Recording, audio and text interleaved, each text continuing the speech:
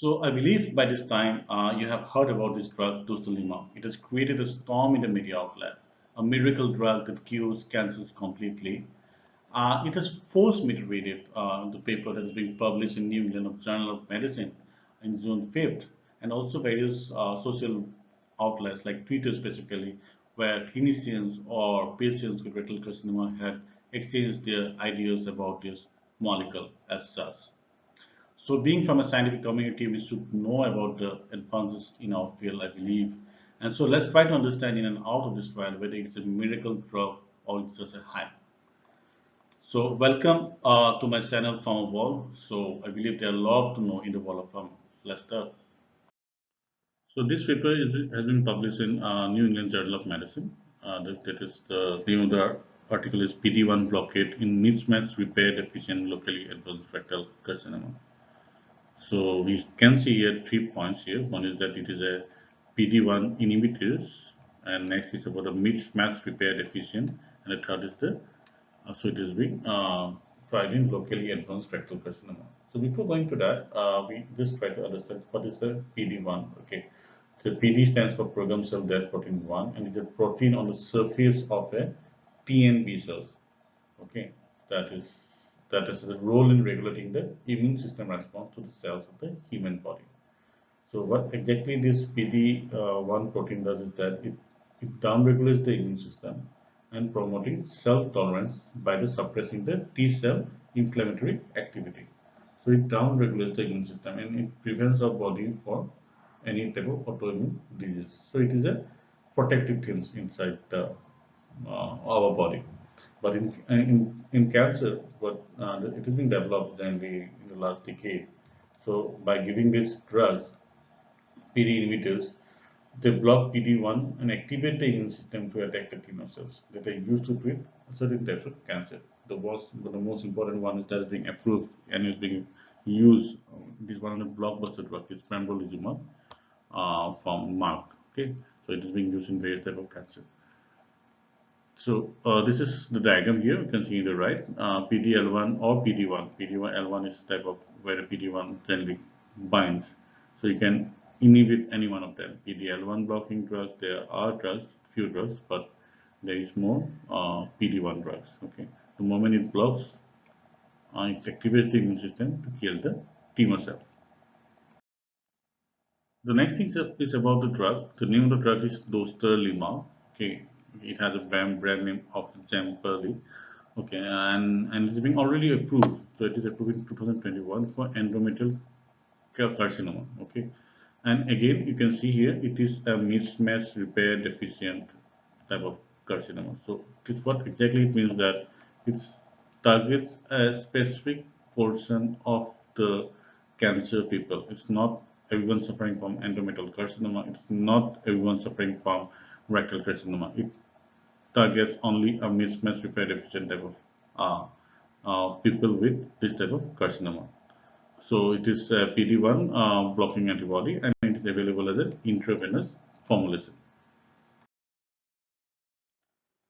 So this trial was done in a single center, that is Memorial Sloan Kettering Cancer Center. So it seems to be based in Newark as per the paper, and also by going through the website, like, it seems to be in Newark. And next thing is about the investigator initiated study. I really don't buy it. Why it is an investigator initiated, but not a company sponsored trial. It seems this trial is a proof of concept trial. The number of patients is pretty less in this case, and also the fact that the drug was approved in 2021. And more to that, it is a single group study. It is a prospective study that is really great. It is not it is non-randomized clinical trial, and it is a phase two. Uh, so the basic idea is to treat mismatch repair protein deficient, locally advanced rectal carcinoma patients with neoadjuvant approach prior to conventional chemoradiation and surgery with PD-1 blockers by this drug. So what exactly trying to say that, so this group of researchers and doctors, clinicians, they were trying to give the drug in this phase. Okay, first they will do like examinations, various laboratory examination, whether it's a PET scan, MRI scan, and biopsy. Then after that, you give the drugs for 6 months, every 3 weeks, dose of 500 milligram. Then again, they do this test to see the condition. And after that, they will give a conventional chemo radiotherapy, and then move to a surgery. And they are targeting stage 2 and 3 rectal carcinoma, not stage 1. They are moving to stage 2 and 3 rectal carcinoma. It is quite obvious because it's a neoadjuvant type of therapy. The primary objective in this study, you can see this is a pathologic complete response. You have to remember that it's a pathologic complete response rate. So what exactly that means that when we do something like a surgery, if you don't see any type of cancer things inside in the tissues, then it's like pathologic complete response rate has been seen. Next thing about the secondary objectives is the overall objective response rate after PD-1 blockade, and the third one is the safety and tolerability, which is commonly seen. And this is a phase 2 clinical trial. I forgot to mention that. So the first thing that you have to remember is about this clinical trial is that it is a precision clinical trial. They are following precision medicine. They have this drug approved for similar type of condition in endometrial carcinoma. Now GSK is did this trial with similar type of deficient genes, you can say mismatch type of genes in case of a colorectal carcinoma. So this type of variation has been detected with the use of chromogenic immunohistochemical assay for detection of loss of expression of various genes like MRS1, MSS1, MSS6, and PMS2. So this is a little bit of a costly affair but the thing is that if you select this type of patients, the the overall efficacy or the overall results of any clinical trials will be really great. Since it is a precision medicine, we have to know what is the prevalence of this disease, that is mismatched repair deficiency in colorectal carcinomas. So, a PubMed research, I did a big research. I found two articles. One is in Chinese population and one other is in Indian population. So, the studies are recent, one in 2020 and another is 2019. And you can see here it is like 8.9% in Chinese population and only 1.01% in Indian population. However, the denominator is around hardly 300 in case of India, and it is like 7,000 in case of China. The study in where this from where it has been published. So in that case, I could presume that the prevalence may be around less than 10% in this case, and it's pretty good enough. It's less than 10% if the people are like getting benefit with this drug, and if you can just pinpoint these patients with certain type of defects, then it is I believe that it will serve this purpose. Coming to the methodology, the tumor response was determined on the basis of T2 weighted and deficient weighted MRI scan, endoscopic evaluation, and digital rectal examination. So they have tried all these parameters so that nothing has been missed in this case. And the patients were assessed for clinical response at 6 weeks, at 3 months, and at 6 months, and then every 4 months the start of the treatment. So that is a good interval of time is there to see the response rate following this therapy. So in line to the objectives, we have two primary endpoints. First one is the sustained clinical complete response. So one is a clinical response after 12 months. If you remember, we are giving this drug for around 6 months of therapy. Or that is being important, whether this clinical response 12 months after completion of the therapy or pathological complete response in patient who undergo surgery. That is quite good in this case. Depends if the patient has been treated well. You can say if the patient resolves everything, the lesion resolves after giving the Dostarlimab, there might be no required of any surgery in that case. So that's why there is an or in this here. And the second endpoint is the overall response rate, that is ORR to this new adjuvant Dostarlimab. Now ORR means like it may be progressive disease, stable disease, partial response, near complete response, or complete or complete response. So although it is a prospective study, single arm study, they have used that analysis for that. It's not like a descriptive study, so it is really good in this case. And they have a null hypothesis stating that the percentage of patients with an overall response will be less than 25%. So if it is more than 25%, they would say it's to be significant in that case. So they have divided the first stage and the second stage of this clinical trial, and it's pretty good in the sense that there is some statistical analysis in these single arms, such a small study with such a small number of patients. So these are the demographic and disease characteristics of the patient in baseline. You can see only 16 subjects are there. That is very important. Although there is a medical media hype that it cures cancer, you have to know that there are only 16 subjects. Okay, if all the subjects get benefited, that's a very good sign. But this is also very important. And female sex is more, it's okay, and you can say nodal status positive in like 15 cases. That's very good in this case, in the sense that if you can treat us as a patient, then it's very good. And medial distance of tumor from an first is around 5 centimeters. So that is also very good in this case. And it involves white people also Asian and black. So it is like not uniform, but I can understand that there's a disparity in the race. But this is how the trials are because then generally this trial is being conducted in the US, so you can expect to find a lot of Asian and black people. So the result sections, you can see the photos of these patients as well as the individual patient data because there is hardly we have any patients in this trial. So they have just highlighted everything about this clinical, about the basic important clinical data of these patients. Like you can see PD-1 level. It is not same, but still. Uh, and also like complete the 6 months of this therapy. We have surgery. Everyone is no here. That's why we don't have a pathological response. And then we have endoscopic, digital, this is MRI, and this is what the uptake of the FDG pad. So this is the standard test, and they have just highlighted. And you can see here it is like a complete response here. Everyone is can say complete response here, CR, CR, CR. So no palpable tumor for a digital examination. So ultimately, that everyone who have taken this drug got the benefit. Similar for the other like 16 patients, we have like this is the CR, we have complete response. This is here. Near means ultimately this is we have the data till this 12 patients and other are still ongoing treatment. And this is NE because if you see, you can see here the digital examination is being not done. It is ongoing 5 week. Okay, this is not like 6 months. It's ongoing 5 week. This is 12 week and 12 weeks. So the data stands at 12 months. Listen, if the 12 patients get the benefit, ultimately why to wait not to publish the results? Okay, but ultimately the whole total sample size is 16, and still I believe that still the trial is ongoing in this case. Let's move to the discussion part of this clinical trial.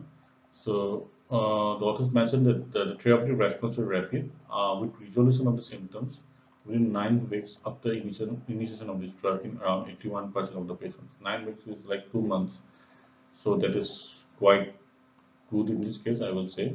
And at the time of 3 month assessment, 5 patients had an endoscopic complete response, but only 2 patients had a radiographic complete response. So that is means it's okay in that case because we radiography assessment, a lot of things that bring means come out if we do an MRI in that case. Uh, if 2 patients have been treated within the 3 months phases, the phase in radiographic, that is, I would say that is pretty nice. You can find the conditions and the photographs of these patients, I mean, all the patients, all the 16 patients in the supplements. This is for the patient 2 and patient 9. You can see here this terrible at the very beginning at the baseline score. You can see a lot of fungating growth in that case, and after that 3 months there's nothing, and 6 months almost here. This is in 3 months there's a little bit of you can see redness out there. Similar in case of the patient 9 also. There was a big fungating growth, and ultimately in case 6 months there was none, so it was being resolved. In the MRI scan also, in case of FDG, PET scan also, the FDG uptake of PET scan has been decreased in 3 to 6 months, respectively for all the patients. Uh, this is another good slide. In here, you can see the rectal mass SUV here. The mass is like 40, 46. It comes down to less than 5 in this case within a span of like 3 months. And ultimately, means if you see the photographs, you can see, or you can, it's ultimately it has resolved in that case. And so no surgery took place for these patients, for these 12 patients. And this is another Kaplan-Meier curve. You can see the probability of complete response. It's like this is the, you can step, each step represents one patient in the trial, and ultimately the most of the patients like in close to 6 months they have responded for like 100 CR, complete response. And this is another, the probability of complete response for radiographic. The upper one was endoscopic and it was radiographic. Radiographic response was little bit of less as compared to the endoscopic response. The clinical symptoms of this patient, abdominal pain, rectal bleeding, is the most common clinical features in case of patients suffering from rectal carcinoma.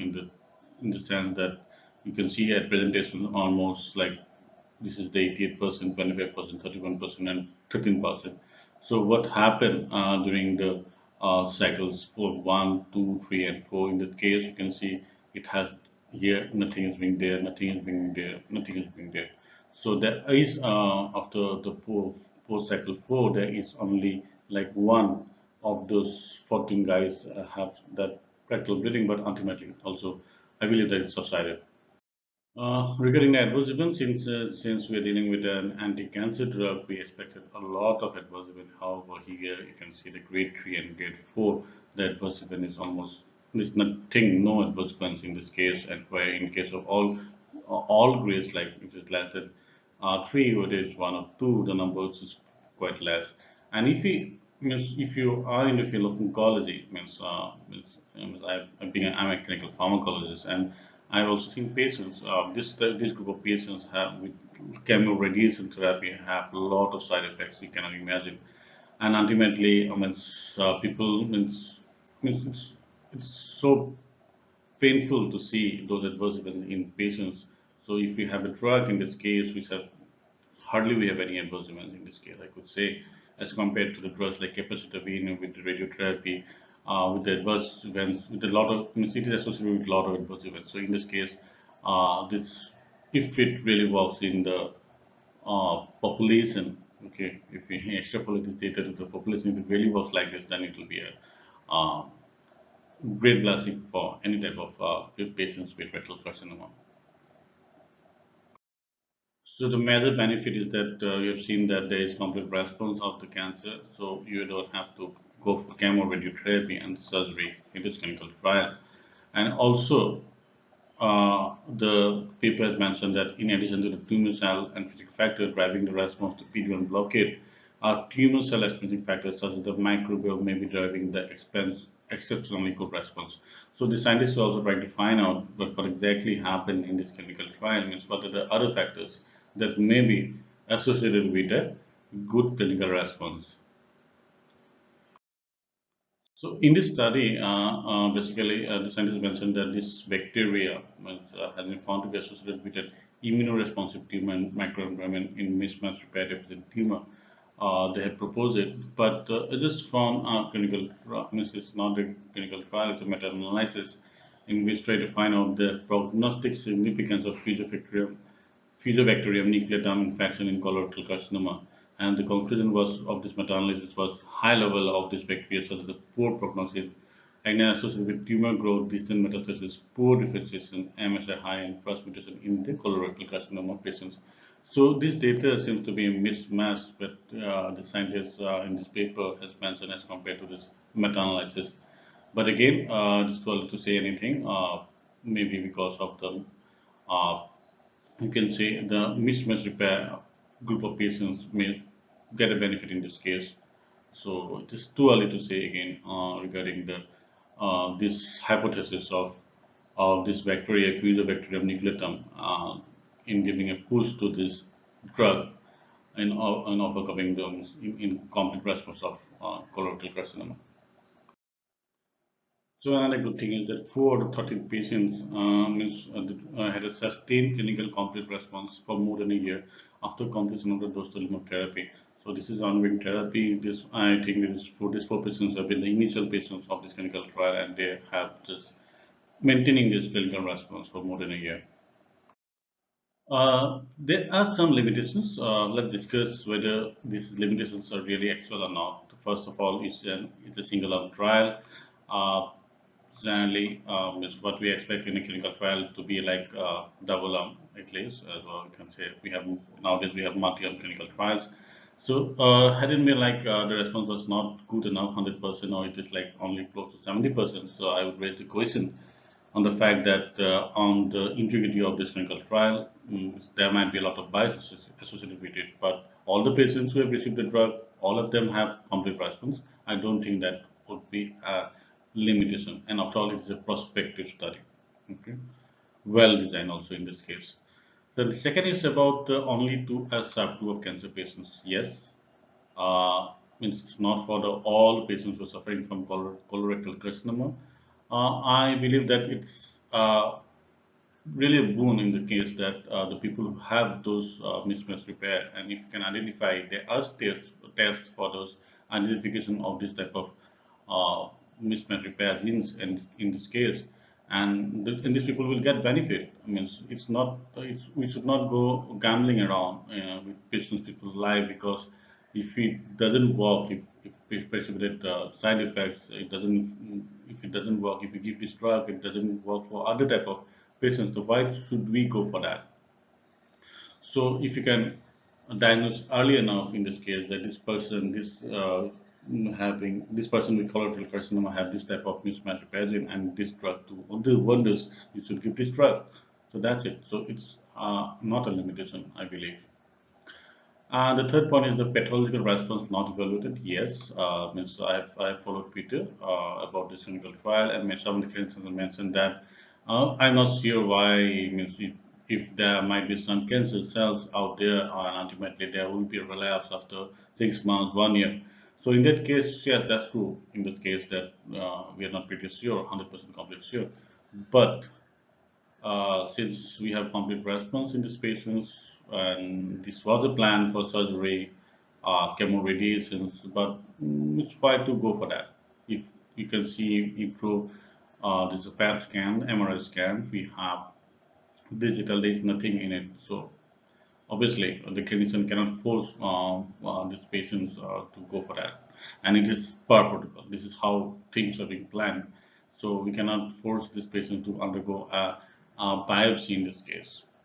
But I also believe that if there was like few of the patients undergo a biopsy with consent in this case, and they found out that in the slides in the biopsy there is no cancer cells in it, there would be like 200% we could be sure that this drug really do wonders in this group of patients.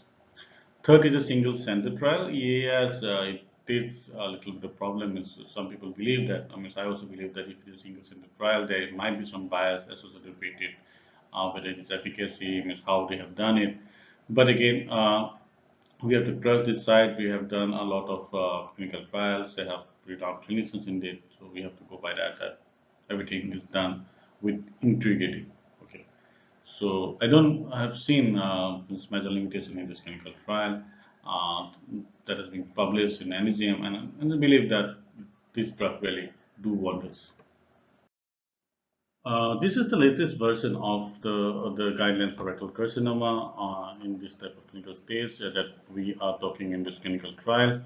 So ultimately, we have neoadjuvant, we have primary treatment, we have adjuvant treatment.